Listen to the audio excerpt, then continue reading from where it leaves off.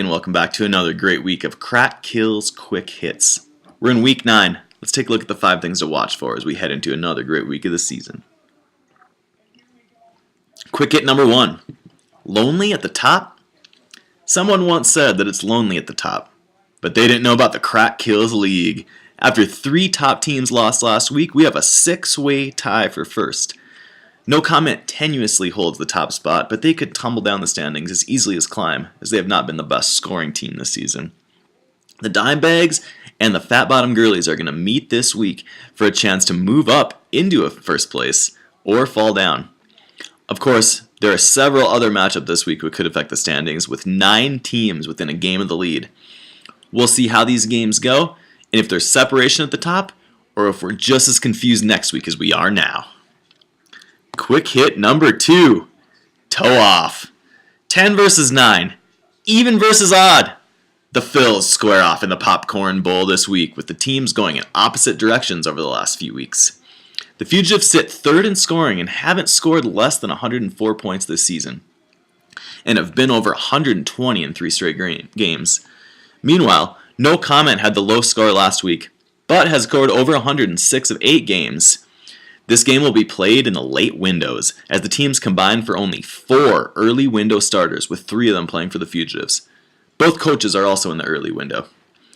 We'll see how this goes early to see if the Fugitives can get a lead, or if it's all fireworks on Sunday, late Sunday, Sunday night, and Monday. Quick hit number 3. Panic mode?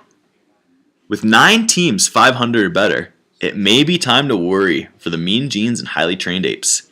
These teams got off to totally different starts, with the Genes going 3-0 and holding the high score after 3 weeks, only to have dropped 5 straight games since then, their longest losing streak in team history, tied for it at least. The Apes, on the other hand, had a very tough start out of the gate, but have played fairly well in the last several weeks and just haven't been able to get a consistent lineup going. These teams have tough games this week, with the Apes hosting Superfly TNT and the Genes on the road at Shittown. Losses in these games would leave the Apes and Genes possibly thinking about next season. Keep an eye on those games, as wins were Shittown and Superfly would be very big for them. Quick hit number 4. Bagging it.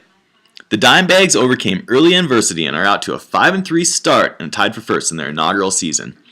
The Bags are 5th in scoring and have been led by Antonio Brown and Matty Ice. They've also registered their first high score just last week in Week 8, and if they can get by the Girlies this week, they'll have a stranglehold on moving towards a playoff spot. The Crack Kills League is always tough for teams in their first season, but the Bags have adapted nicely. Quick hit number 5. Flying. Even with the loss last week, the Flies became the league's first team to score 1,000 points and sit at a 10-22 just past the midpoint of the season. They're on pace for over 2,000, which would be around the 5th highest score of all time. Of the top 5 scorers, 4 of them made the playoffs. The only one who didn't? The league's all-time single-season leader, Shittown, who scored 2,074 points in 2013, but finished just 7-7 and missed the playoffs. While the Flies can look at the high score as boding well for the most part, they'll be wise to remember Shittown as a cautionary tale of just how things can go wrong, even though you light up the scoreboard week in, week out. Finally, the player to watch this week, it's Tom Brady in the Sunday night primetime matchup.